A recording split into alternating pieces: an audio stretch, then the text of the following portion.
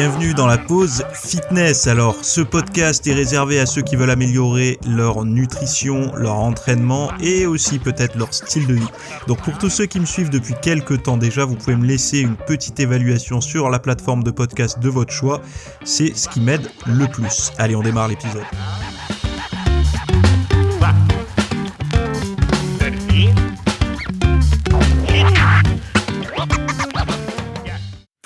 Et salut à tous, j'espère que vous allez bien, que vous avez passé un bon week-end, que vous avez pu en profiter, que vous avez pu bien réveillonner et que vous êtes fait gâter et que vous avez gâté les autres. Bon, alors, pour ce podcast, on va être plus léger, on va pas faire d'actualité, on va essayer de rester un petit peu dans l'ambiance, un petit peu distancée du reste de l'année. Pourquoi? Parce que je trouve que c'est toujours plus agréable de se téléporter un petit peu dans une on va dire un monde un peu parallèle durant les fêtes et de pas trop rester dans l'ambiance parfois un peu anxiogène de la vie de tous les jours, des actualités un peu parfois on va dire dévastatrices pour la santé mentale, etc. Bon, même si mon podcast il est pas là pour ça, ça reste quand même des actualités liées à la nutrition, à l'entraînement et tout. Et parfois, il y a du bon et du moins bon, et c'est pas toujours des choses qu'on a envie d'entendre quand on est en période de fête de fin d'année. Bon, là, moi, j'avais envie de parler de l'entraînement des Grecs anciens selon Philostrate. Alors, j'en avais déjà parlé dans un très vieil épisode, ou peut-être même une vidéo, je sais plus. Et j'ai un bouquin qui s'appelle Traité de la gymnastique ou de Philostrate. Et c'est vrai que j'aime bien le relire régulièrement parce que quand on a l'impression qu'on découvre un petit peu tout sur la nutrition, sur l'entraînement, c'est toujours intéressant de voir ce qui a pu se dire à l'époque. Donc les Grecs anciens, c'est pas en Grèce tout court, c'est les Grecs anciens. Donc c'est une autre époque. Et de voir un petit peu si on peut faire des liens, des ponts, s'il y a des choses qui ont pu être maintenues jusqu'à aujourd'hui, ou en tout cas qui n'ont pas progressé, et on va un petit peu en parler, voilà. Donc déjà une méthode ancestrale, donc j'avais noté, selon Philostrate, les Grecs anciens avaient une approche unique de l'entraînement. En effet, ils croyaient fermement que l'entraînement devait être adapté à chaque individu. Ainsi, chaque personne avait un programme d'entraînement sur mesure basé sur ses besoins et ses capacités. Donc là, en fait, on pourrait voir un discours moderne euh, dicté par un coach ou même dans une émission de télévision où un professionnel du sport, du coaching ou autre s'exprimerait et où l'intervieweur lui demanderait mais qu'est-ce qu'il faut faire pour être en forme, etc. Il répondrait exactement la même chose que Philostrate il y a des centaines d'années. Ouais, mais attendez, que je dise pas n'importe quoi, il est né en 170. Ça fait bizarre, il est né en 170, Philostrate. Donc, si mes sources sont bonnes, et donc, bon, alors ils disent vers 170. Bref, donc on voit bien que ça n'a pas évolué, c'est-à-dire que de mettre le point fort, de mettre le laser, de mettre l'objectif sur la personnalisation du programme et de la façon de s'entraîner et même de l'état de la personne, plus que de donner un programme commun à tous, c'est quelque chose qui existait déjà en 170. Donc à partir de, on va dire après 170, quoi. Ensuite, il y a l'importance de la régularité. Donc, Philostrate souligne également l'importance de la régularité dans l'entraînement. Il mentionne que l'entraînement doit être quotidien pour être efficace. Cette constance permettait aux Grecs de développer leur force et leur endurance de manière optimale. Alors, là, il y a des choses qui peuvent différer avec l'actualité. L'actualité, le mode de vie, le mode d'entraînement actuel. Pour plusieurs raisons, j'ai une petite hypothèse, mais c'est vrai que l'entraînement doit être quotidien pour être efficace. Faut voir ce qu'étaient les entraînements. Par exemple, L'arrivée des machines de musculation, du développé couché, du squat et cetera, ça date pas de cette époque-là. Même s'il y avait des charges additionnelles à l'époque, c'était pas les exercices comme on les entend aujourd'hui ou comme on les pratique aujourd'hui. Donc, de faire des entraînements ultra intenses avec des charges très, très lourdes tous les jours, aujourd'hui, il y a pas besoin de se poser la question si c'est bon ou c'est pas bon. Toute personne qui a essayé sérieusement sait que ça n'est pas bon. Sait que ça n'est pas possible de faire du très lourd tous les jours. Ça n'est pas possible. Ceux qui vous disent que c'est possible, c'est qu'ils ont pas essayé ou qui pensent faire du lourd, mais enfin du lourd pour eux, mais c'est pas lourd du tout. En tout cas, ils sont très loin de leur maxi, sinon, ils pourraient pas récupérer suffisamment. Même les personnes qui ont des capacités de récupération hors normes ont énormément de mal à faire du très lourd tous les jours. C'est pour ça d'ailleurs que les athlètes de très haut niveau dans le monde du culturisme font du split, parce que le split permet de faire du lourd, mais du lourd par zone corporelle, par groupe musculaire, et donc du coup de pouvoir essayer de pas être trop épuisé à chaque fois qu'on refait du lourd tous les jours sur divers groupes musculaires. Et encore, on le voit bien, et vous le savez si vous faites de la muscu sérieusement, que en début de semaine, vos entraînements lourds sont plus faciles à faire que ceux de fin de semaine. Même si si vous faites tourner les groupes musculaires, c'est comme ça, c'est normal. Il y a un épuisement général qui s'installe, qui n'est pas que lié qui n'est pas que relié aux muscles entraînés, mais c'est une fatigue également générale. Bref.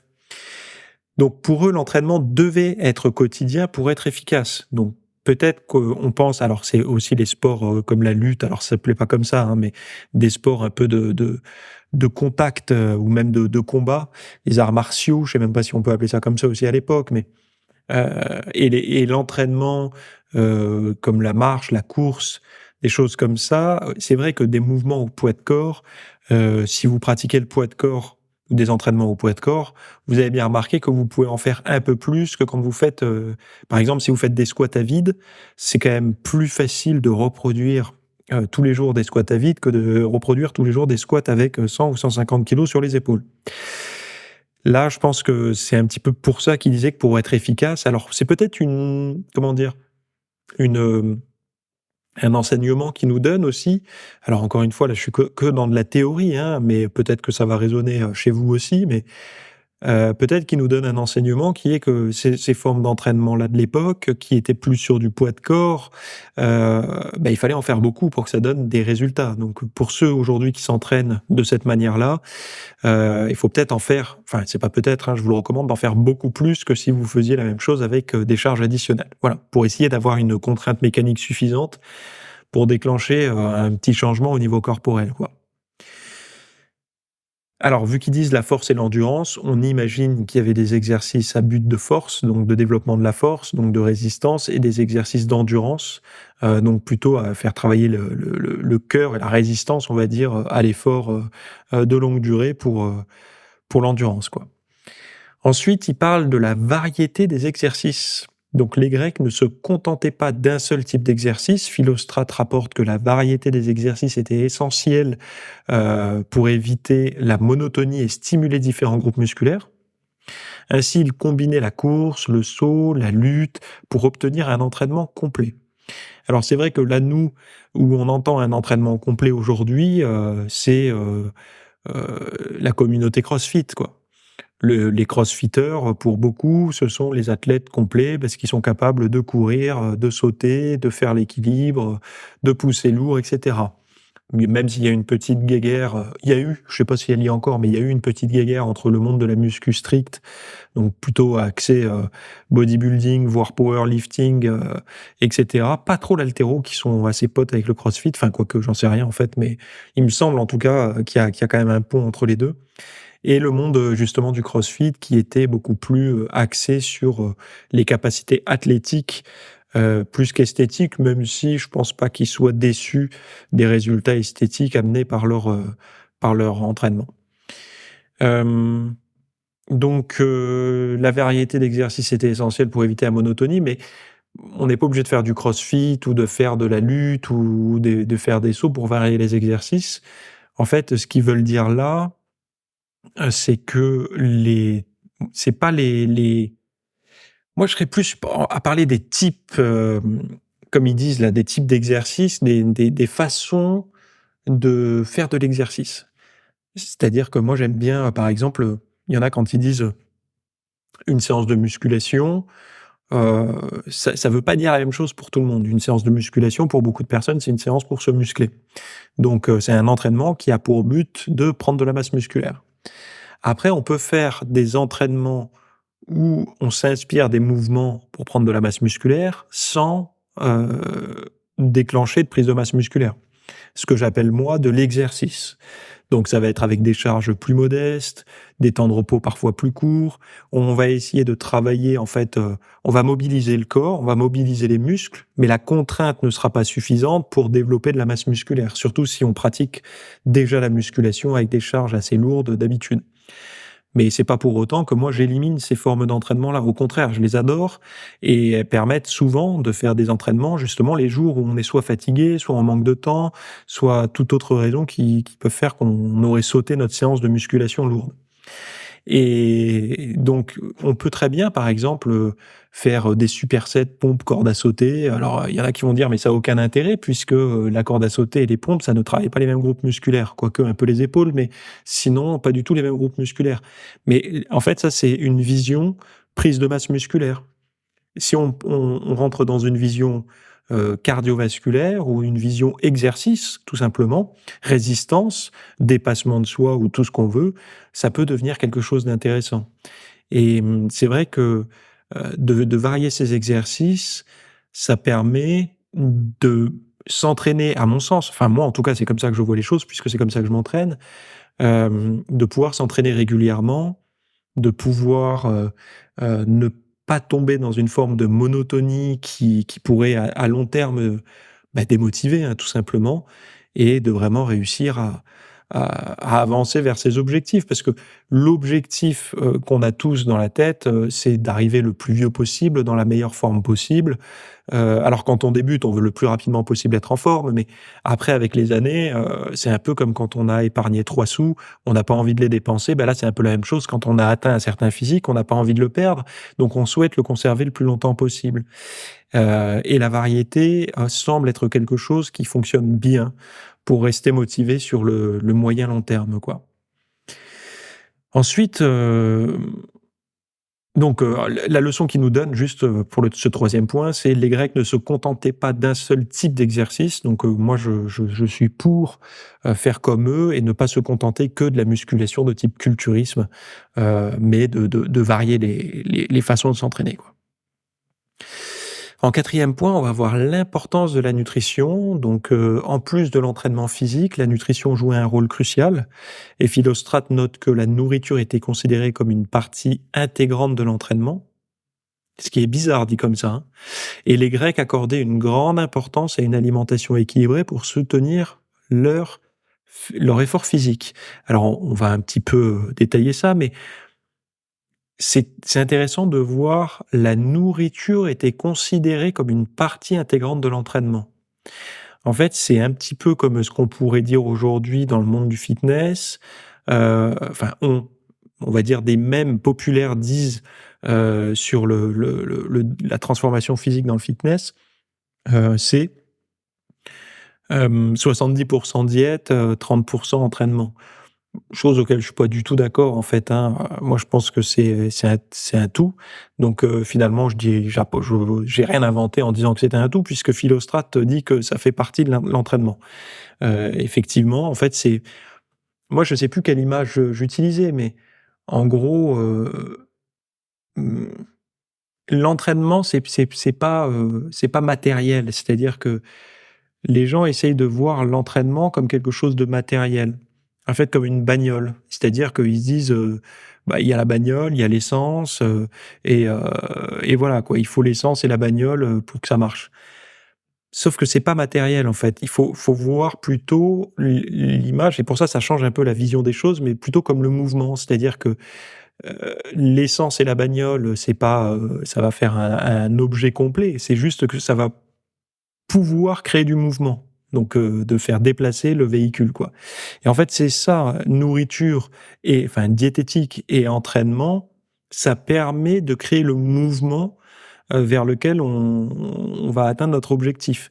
C'est pour ça que ça n'est pas, on peut pas scinder les 2.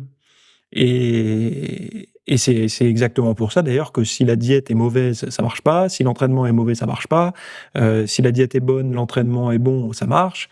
Donc on voit bien que il y a pas de un peu ça marche ou ça c'est soit on est sur la bonne voie, soit on n'est pas sur la bonne voie. Mais on peut amplifier après ce curseur, mais il y a pas de voie entre deux en fait. C'est très, très dur.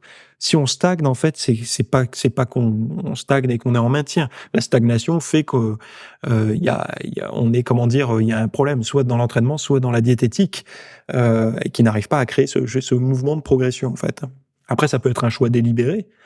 Par exemple, une personne qui a atteint un certain physique, on n'a plus envie de bouger, donc elle va peut-être garder une nourriture saine, mais plus être en excédent calorique et donc développer de la masse musculaire. Mais quand on est en phase de progression, s'il y a stagnation, c'est forcément qu'il manque, quelque chose, quoi. Il y a c'est pas et la quête, c'est pas d'avoir quelque chose d'entier, c'est d'avoir, de la création du mouvement vers la prise de la masse musculaire.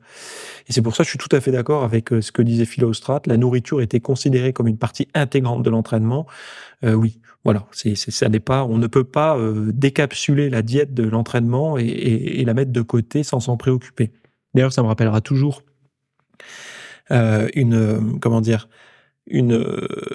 Une, comment dire? Une discussion que j'avais eue avec quelqu'un à l'entraînement, qui m'avait dit, «Théo, faut que tu m'aides à sécher, faut que tu me donnes des conseils là, mais bon, pas la diète, hein, parce que la diète, c'est bon, hein, on entend partout, ras-le-bol de la diète, je fais rien de toute façon, donc c'est au niveau de l'entraînement».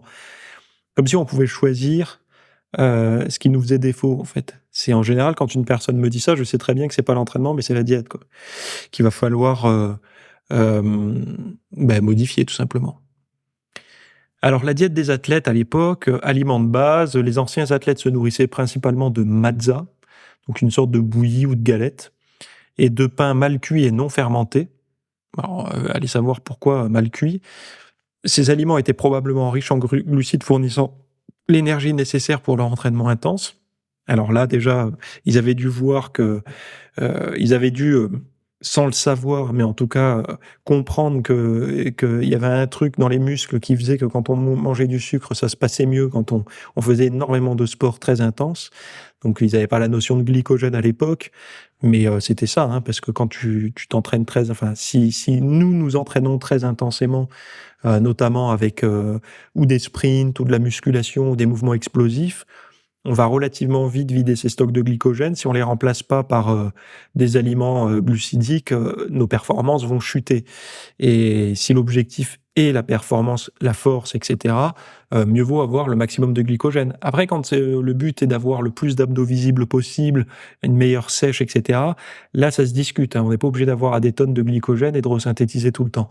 Mais, quand on est un athlète qui a un but de performance, on a plutôt intérêt à avoir des stocks de glycogène pas trop, vidangés, quoi. Ensuite, les protéines. Donc, la viande était également un élément essentiel de leur diète.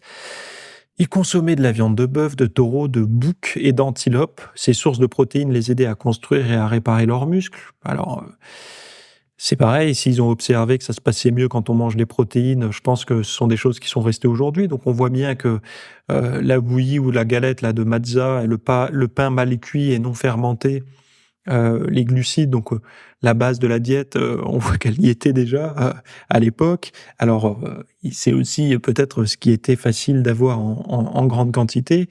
Faut pas oublier que je pense qu'à l'époque, il y avait pas de problème avec le gluten. Ça me fait toujours rire les gens qui disent, aujourd'hui tout le monde est allergique au gluten alors qu'avant ça existait pas. Mais en fait, ils ont tout dit là-dedans. Avant ça existait pas. Mais oui, en fait, avant ça existait pas du blé qui contenait autant de gluten. Donc c'est pour ça qu'il y avait pas de problème.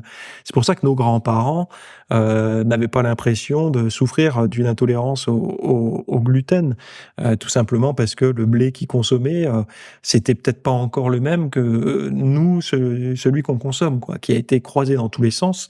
Et ça a été dans un sens une bonne chose puisque ça a aidé à nourrir des populations entières, de le faire résister aux intempéries, au vent, et etc. Mais aussi ces croisements génétiques ont multiplié la teneur en protéines, donc le gluten, la protéine du blé, une protéine du blé et on fait que, ben, voilà, on s'est retrouvés surexposés à ça et des personnes fragiles, héréditairement ou tout simplement, j'en sais rien, par un autre canal, se sont retrouvées avec des maladies auto-immunes ou des problèmes autres d'inflammation et cetera.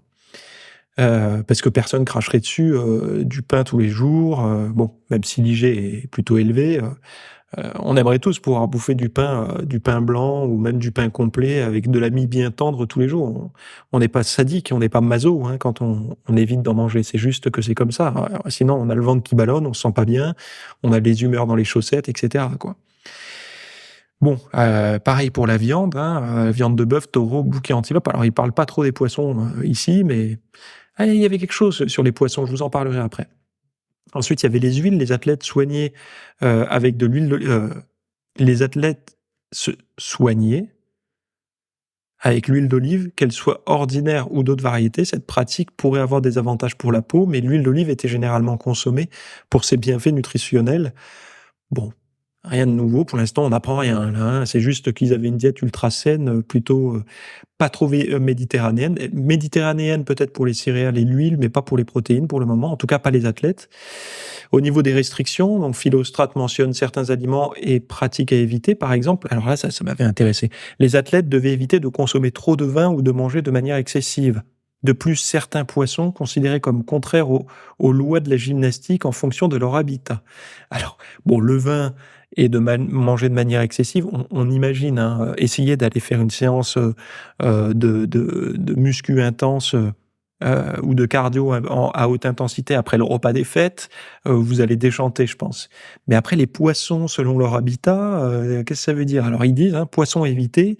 Philostrate mentionne que certains poissons sont complètement contraires aux lois de la gymnastique. Il attribue différentes qualités aux poissons selon leur habitat. Les poissons qui viennent de la vase sont considérés comme lourds. Les poissons de parties rocheuses sont considérés comme tendres. Les poissons de la haute mer sont considérés comme charnus. Ceux qui sont nourris par les bâbords sont considérés comme maigres. Enfin, ceux qui vivent dans les algues sont associés à la faiblesse. Donc, il faut, voilà, les maigres, ça va, les tendres, ça va, mais les lourds, mieux vaut éviter. Enfin, et c'est toujours intéressant de voir l'image qu'ils avaient. Autre aliment à éviter, Philostrate mentionne le pain assaisonné de pavot comme étant difficile à digérer, donc avec les graines de pavot. Donc eux, ils n'avaient pas le gluten, mais ils avaient les graines de pavot. Il met également en garde contre la consommation de chair. Alors le pavot, peut-être que ça a pas un effet, comment on appelle ça? Ah, je vais pas avoir le mot, mais vous savez, morphine endomorphique, ou je sais plus comment on dit, enfin en tout cas anesthésiant un petit peu. Donc si ça anesthésie les intestins, peut-être qu'on est ballonné ou autre, hein. Il faudrait vérifier, mais ça m'étonnerait pas que ça soit un peu en lien avec ça.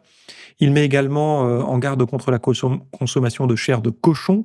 Selon lui, les cochons qui vivent en troupe au bord de la mer sont mauvais à cause de l'ail de mer, dont les côtes rocheuses et sablonneuses sont remplies.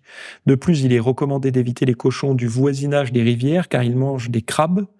Seuls les cochons nourris avec des cornouilles et des glands sont considérés comme appropriés pour l'alimentation. Donc on imagine les cochons plutôt d'élevage, quoi. Et encore sur le cochon, il est intéressant de noter que tous les cochons n'étaient pas considérés de la même manière. Les cochons qui vivaient près de la mer étaient évités en raison de leur alimentation. Seuls les cochons nourris avec ce que je disais, cornouilles et tout ça, et glands, étaient recommandés pour la consommation des athlètes. Alors les conséquences d'une mauvaise nutrition, il dit une mauvaise nutrition pouvait avoir des conséquences néfastes sur les athlètes. Par exemple, ceux qui avaient trop mangé montraient des signes d'alourdissement, des sourcils et des respirations profondes. De plus, une consommation excessive d'alcool pouvait entraîner un ventre surchargé et un sang plus vif. Bon, euh, alors Arnold en parlait du sang plus vif juste avant une compétition, ou quand il buvait un peu de whisky avec ses artères dilatées là. Et Philostrate met en garde contre les athlètes qui s'assoient avant les exercices, remplis d'aliments, comparant leur état à des ballots de Libye ou d'Égypte. Il critique également l'introduction de cuisiniers et de marmiteux facétieux qui rendent les athlètes gourmands. Bon, en gros, l'arrivée du confort et du plaisir par l'alimentation crée des athlètes pas en super forme physique, quoi. Et donc il est plutôt pour une alimentation raisonnable et dans les quantités, un peu il lutte contre la sédentarité post-repas et il est plutôt pour une alimentation de type méditerranéenne, adaptée de l'époque. C'est-à-dire qu'il y a pas mal de viande quoi, quand même, hein. Certainement parce que ce sont des athlètes. Donc la philosophie de l'entraînement, au-delà des méthodes physiques, les Grecs avaient une philosophie de l'entraînement. Donc selon Philostrate, l'entraînement n'était pas seulement une question de force, mais aussi de discipline mentale. Bon, ça, c'est vrai qu'aujourd'hui, ils auraient des leçons à nous donner quand on regarde un petit peu le sport aujourd'hui, mais bon, ils croyaient que le corps et l'esprit devaient être entraînés en harmonie. Je suis d'accord. Et donc juste une petite, parenthèse là-dessus, mais c'est vrai que, ben, regardez l'écart qu'il y a aujourd'hui entre un sportif de haut niveau et une personne, typique, qui critique ou qui met des commentaires YouTube, un peu haineux, le troll, quoi. Vous voyez la différence qu'il y a, le gap qu'il y a entre ces 2? Pourtant, ce sont tous les 2 des êtres humains, hein. Mais regardez le gap de forme physique et de discipline mentale qu'il y a entre ces 2 individus. Et je pense pas que ça a toujours été le cas, en fait. Je pense que l'écart a été plus resserré il y a quelques années, enfin quelques années, il y a des centaines, d'années. Mais que le delta s'est creusé plutôt. Le delta est passé de minime à maximum. Et d'ailleurs, une des choses qui m'avait montré ça, c'était, vous savez, on a maintenant avec le biofeedback, les montres connectées et tout ça, on avait pendant une période, je crois que c'était avec Fitbit, ils nous donnaient, notre forme cardiovasculaire, une estimation après une analyse pendant, je sais plus si c'était 15 jours ou 1 mois. Il fallait la porter jour et nuit, faire du sport, enfin bon bref, tout ce qu'il fallait. Après, il faisait une espèce de avec son algorithme, une espèce de moyenne pour savoir si on était en forme physique et il mettait comme repère un athlète de haut niveau connu, qui a une bonne condition, cardiovasculaire, et cetera. Et en fait, on voyait le gap, le score que l'athlète de haut niveau avait par rapport à la moyenne des gens. Et c'était, énorme, énorme, énorme. Et je pense qu'il y en a beaucoup qui minimisent cet écart. Ils se disent, «Bah, c'est juste qu'il a un peu la bonne génétique, un peu plus de mental». Non, non, non, non, c'est juste que la personne, répète au quotidien des choses qui le mettent en forme, comme là où, ces autres personnes qui font rien, les répètent pour jouer à la console ou ouvrir une canette de soda ou peu importe. Ben eux, ce sont les mêmes gestes, mais pas pour les mêmes, objectifs, quoi. Ils vont avoir les mêmes gestes, les mêmes répétitions, des habitudes, mais pas du tout pour les mêmes choses. Donc forcément, au lieu de prendre le chemin du canapé et de l'alourdissement et de l'énervement et l'indiscipline mentale, ils se tournent vers, une meilleure forme et cetera. Donc c'est la répétition qui, ne se verrait pas au bout d'une semaine, mais au bout d'une vie, ça fait que, en fin de compte, on a enfin une vie. Déjà arrivé à 30 ans, celui qui a bien fait les choses, il a quand même creusé le fossé avec celui qui a mal fait les choses, hein. Donc les gens se disent: «Je m'y mettrai plus tard», mais quand on a bien fait les choses, entre 20 et 30 ans, c'est quand même pas la même chose que si on les a mal faites. Hem Alors l'âme et le corps, une symbiose. Philostrate insiste sur le fait que l'entraînement ne se limite pas uniquement à la dimension physique. Il évoque l'importance de traiter l'âme des athlètes qui ont le moral agité, et cela par des discours qui leur donnent courage et qui les soutiennent. Cela montre que pour les Grecs anciens, la préparation mentale était aussi cruciale que la préparation physique. Bon, ben là c'est pareil, hein, le sport, ne peut pas se passer de philosophie, on va dire, et cette philosophie, elle est soit auto-administrée, en tout cas par des bonnes lectures ou autres, ou sinon par un coach. Et on voit derrière tous les bons athlètes, il y a un coach, d'entraînement qui est là, un coach qui n'est pas forcément un athlète, hein, mais qui a en tout cas le discours pour mettre, l'athlète, au top du top, quoi. Et que ça soit pour une équipe de football, que ce soit pour un nageur, que ce soit pour un crossfitter, que ce soit pour un bodybuilder, avoir un préparateur physique ou un coach qui va avoir les bons mots, c'est quelque chose qui va permettre, en fait, à l'athlète d'être sans ses doutes. C'est ça le rôle d'un coach, le rôle d'un préparateur. C'est quand l'athlète arrive, sur la piste de l'entraînement ou à la salle ou peu importe, Le coach, il va être là pour encapsuler tous ces doutes, comme ils disent eux, l'agitation mentale, le moral agité et cetera.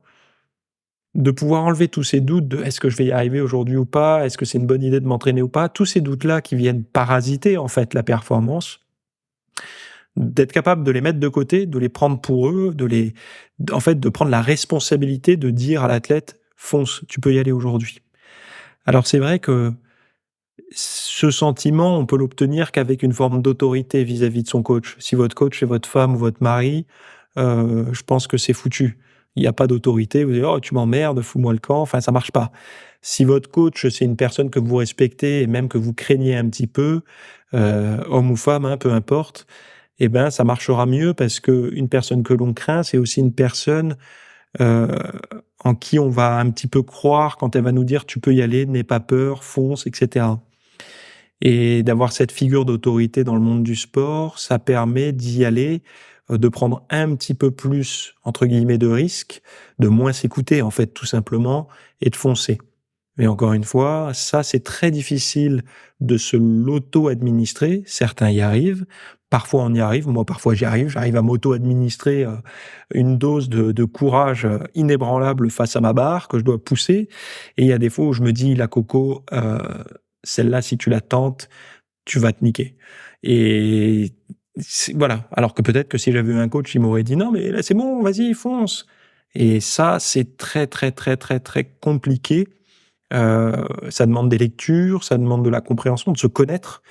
C'est important de bien se connaître, mais il faut être honnête, hein, d'avoir un très bon coach, un très bon préparateur, c'est déléguer ses responsabilités à quelqu'un d'autre et d'être juste l'outil du mouvement, en fait, hein.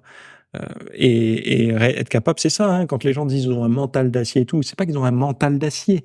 Il y a un mental derrière chaque sportif, mais il y a aussi, ce sont des soldats qui suivent, l'ordre d'un commandant, et ce commandant, c'est le coach, et donc du coup, j'avais une anecdote là-dessus, mais c'est vrai que dans mon ancien métier, comment dire? Je travaillais dans des situations, dans le privé, où, on était confronté parfois sur certains sites à plus de dangers. C'est-à-dire à, comment dire? De dangers, en tout cas des dangers physiques, des altercations, des choses comme ça. J'ai toujours été surpris de la différence d'état mental que je pouvais avoir quand j'étais sur mon lieu de travail, et j'étais pas policier, hein, moi c'était dans le privé. Heu, L'état mental que je pouvais avoir quand j'étais payé pour faire la chose, ou quand j'étais dans mon quotidien, la vie de tous les jours, c'est-à-dire, sous ma propre responsabilité, et je m'étais dit: «C'est quand même étrange, cette aura professionnelle, le côté professionnel crée du courage, en fait. Vu qu'on est payé pour, eh ben, on se pose beaucoup moins de questions sur: «Je dois y aller, pas y aller, je dois intervenir, pas intervenir» et cetera.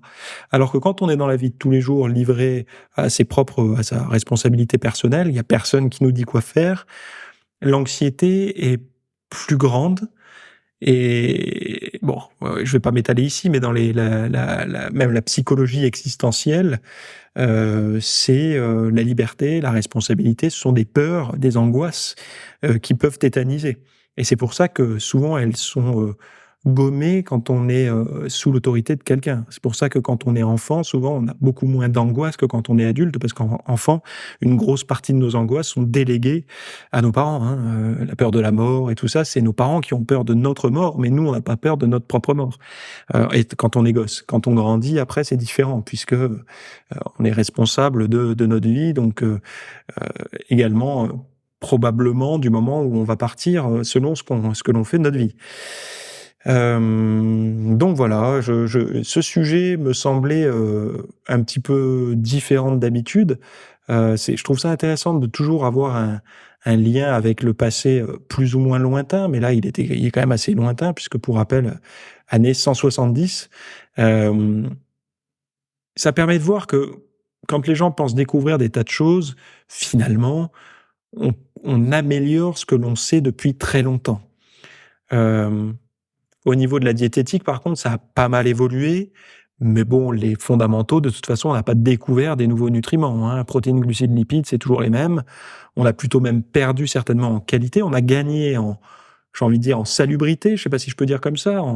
On a moins de bactéries et tout dans la bouffe, ce qui peut parfois poser des problèmes pour le microbiote, mais aussi nous sauver d'infections foudroyantes qui nous auraient lessivés avec beaucoup de morts infantiles, etc. Donc il y a du bon et du moins bon.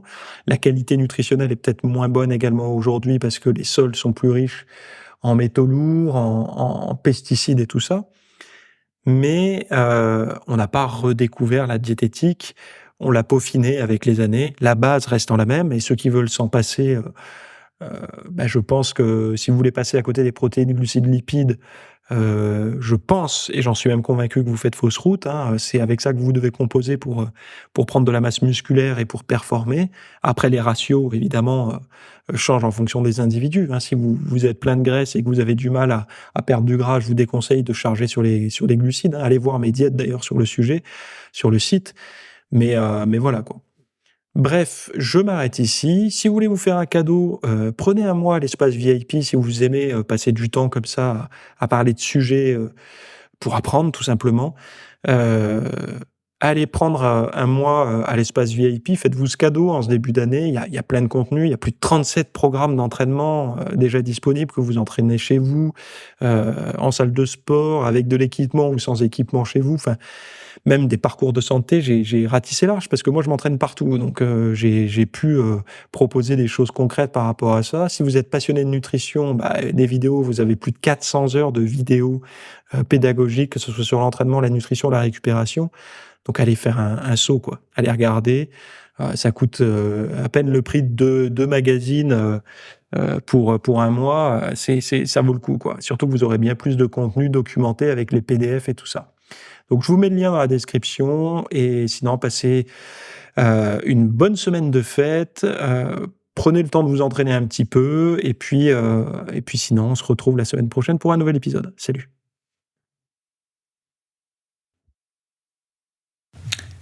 Merci d'avoir écouté cet épisode. Alors, avant de partir, j'avais juste quelque chose à vous partager.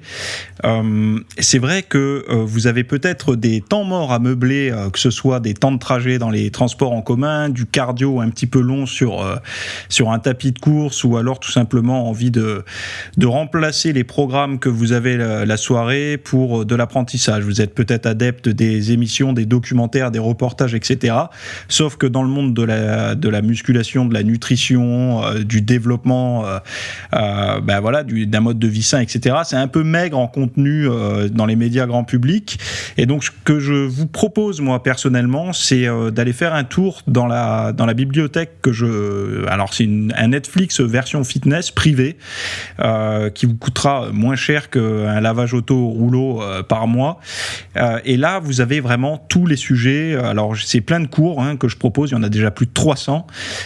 Ce sont sur le sommeil, sur les hormones, sur la nutrition. Donc ça peut être pourquoi on a faim, pourquoi on n'arrive pas à tenir un régime, comment faire, quelles sont les solutions, mais aussi d'anatomie pour l'entraînement, des programmes d'entraînement. Donc tout ce qui est lié à la perte de graisse, si vous avez du gras sur le bas du ventre depuis des années, ou alors si vous avez du mal à prendre de la masse musculaire, tous ces sujets du plus connu, entre guillemets, du plus recherché au plus pointu, tous ces sujets sont largement abordés dans cet espace VIP. Donc, pour rappel, pour y accéder, vous avez un lien en description. Si vous ne le trouvez pas, vous allez sur www.fitnessmiss.fr et vous faites devenir membre. Voilà, vous trouverez sur le site, et vous accédez à ce contenu caché que vous pourrez écouter partout. Voilà, je vous laisse ici. Très bonne fin de journée à tous.